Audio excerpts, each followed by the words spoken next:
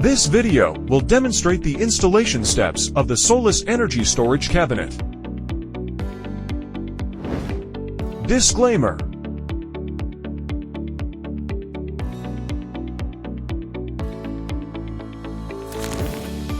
Please read the instruction manual before installation. Please prepare the corresponding tools for product transportation, hoisting, wiring, etc. on-site. Product unloading. This transportation uses a forklift demonstration. If you use the forklift, you shall follow the requirements.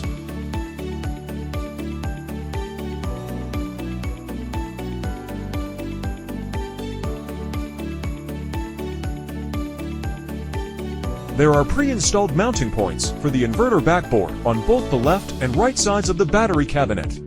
You can choose either side for inverter installation.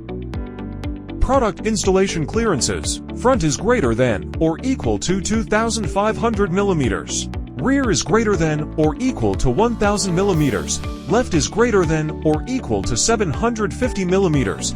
Right is greater than or equal to 2,000 millimeters. Unpacking.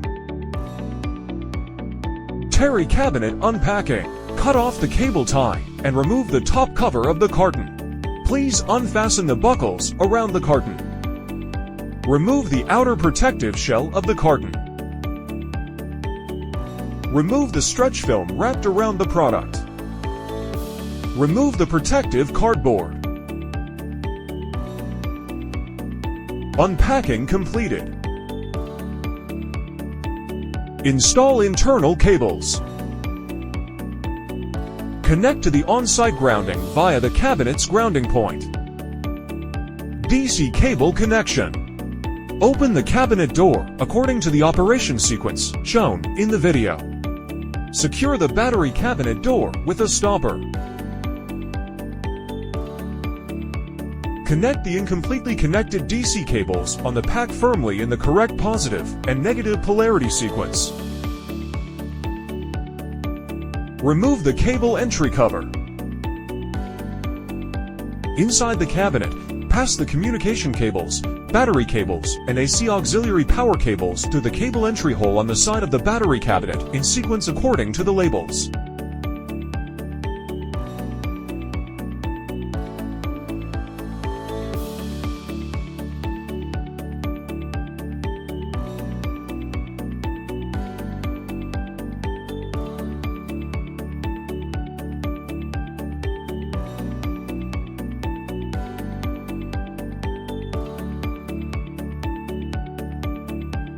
Remove the stopper and restore it to its original position. Close the cabinet door.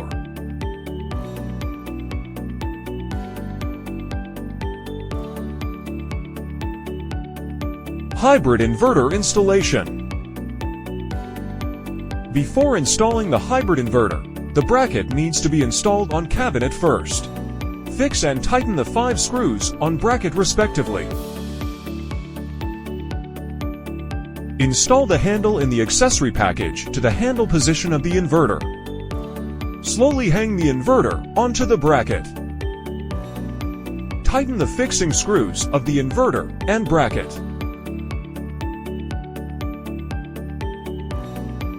The positions of the fastening bolts for the baffle have been pre-reserved on the cabinet before factory shipment. Install the top baffle at the pre-reserved position on the battery cabinet and tighten the fixing nuts sequentially. Ground the top baffle. Communication cable connection. Find the black data logger in inverter accessory package.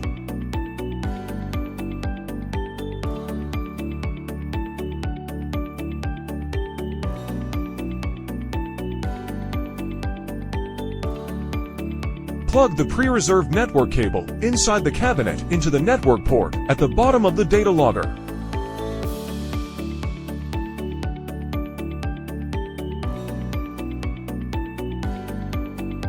Plug the data logger into the COM port at the bottom of the inverter.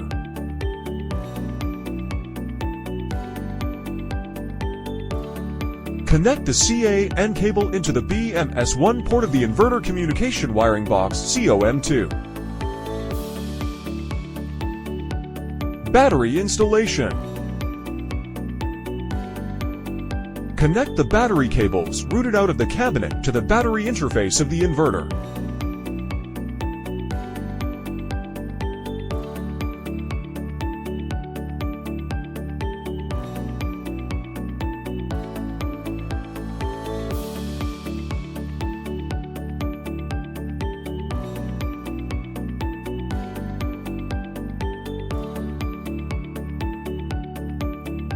Complete the wiring of another battery terminal using the same steps.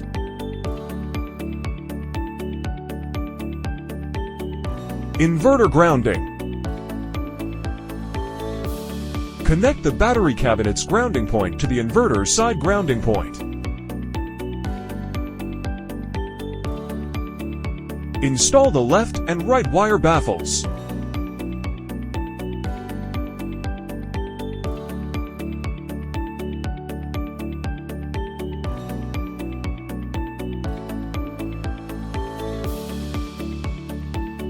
Install the bottom wiring cover plate.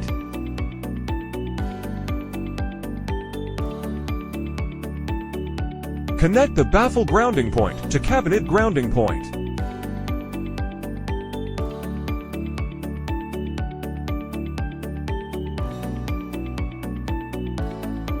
Backup port wiring.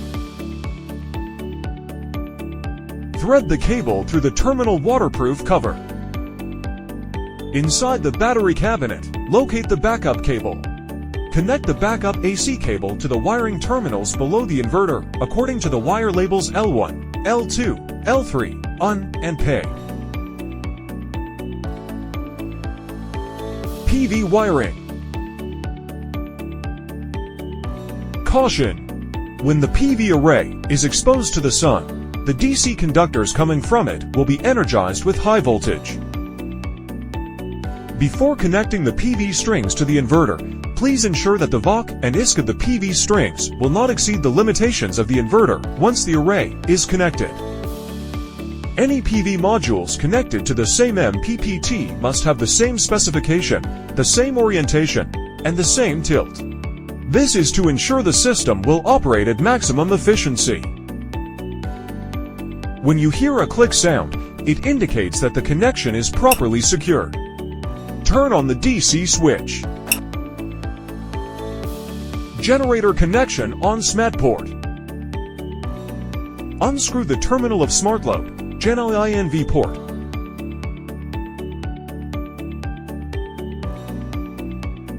Run L1, L2, L3, and neutral cable across the smart port, then connect these cable to the corresponding terminal.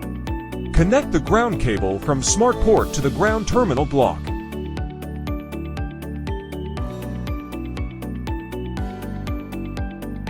Grid side cable connection.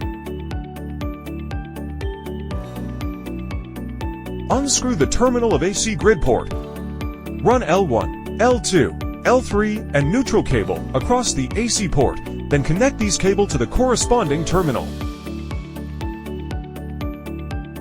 Connect the ground cable from AC port to the ground terminal block.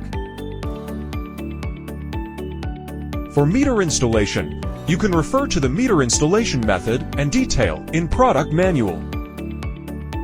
Cover the front wiring cover plate.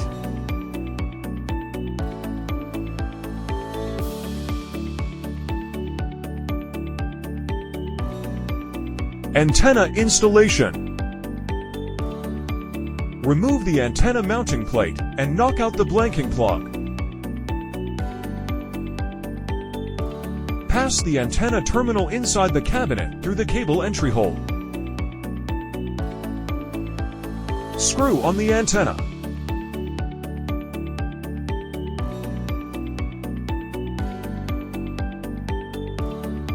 Remove the fire hydrant cover. Remove the transparent acrylic protective cover of the water inlet connection, ensuring that in the event of a fire, on-site personnel can quickly inject water into the fire protection system through this port. External air conditioner water pipe. Unscrew the bottom reserved nut. Put the nut onto the pipe. Insert the water pipe into the bottom water outlet. Tighten the nut. Foundation feet and forklift baffle bracket installation. Install the forklift hole baffle.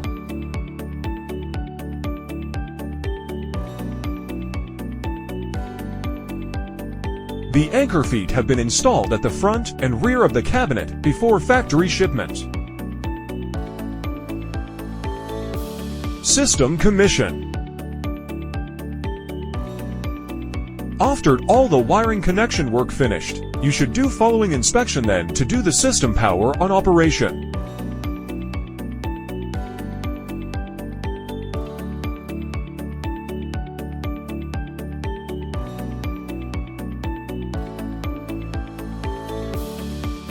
Step 1. Close the high voltage box isolating switch, QF battery breaker. Step 2. Close the DC auxiliary source switch QF1 and the AC auxiliary source switch QF2 on the high voltage box. Step 3. Close the air conditioner switch. Step 4. Close the power distribution unit switch. Step 5. Close the surge protection device. After closing QF2 AC, the AC power green indicator light illuminates, indicating that the auxiliary power supply on the high voltage box has been activated. And the indicator light on the right side turns red.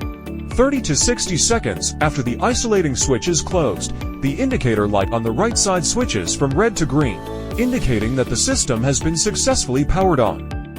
You should also check that the indicator light status of each device corresponds to its operating status to ensure successful system startup. Close the battery cabinet door.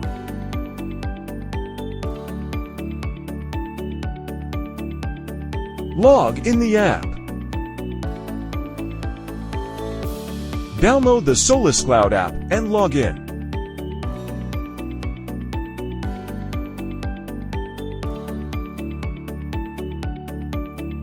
Turn on the Bluetooth on your mobile phone and then open the SolisCloud app.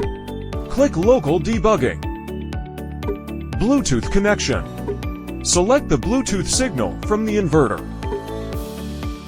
If you are the installer, please select the account type as installer. If you are the plant owner, please select the account type as owner. Then set your own initial password for control verification. If this is the first time the inverter has been commissioned, you will need to first go through the quick settings. Once this has been done, these settings can be changed later. Set inverter time and date. Tap the slider next to follow phone time, then tap next step at the bottom right corner. Select number of battery banks. Select battery model, SolisStorage. Select battery cabinet quantity setting.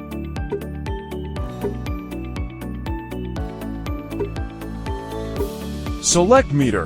Set meter type. Set meter installation. Set CT ratio. Default 120. If user install their own CT, they need to set CT ratio manually on app and meter. CT direction. Select forward. Select grid code that meet the local regulations. Choose the storage mode based on your site, self-use, selling first, off-grid. After the quick settings are complete, you can see the plant information, inverter, battery, fire protection system, and set other functions on the SolisCloud app. Working mode setting on HMI. Installation finished. Check the parameters on SolisCloud to confirm the related value is in the normal state. In addition to checking the above parameters on the SolisCloud app, you can also check these on the EMU screen inside the battery cabinet or remotely log in the SolisCloud platform on a computer to check. Installation finished.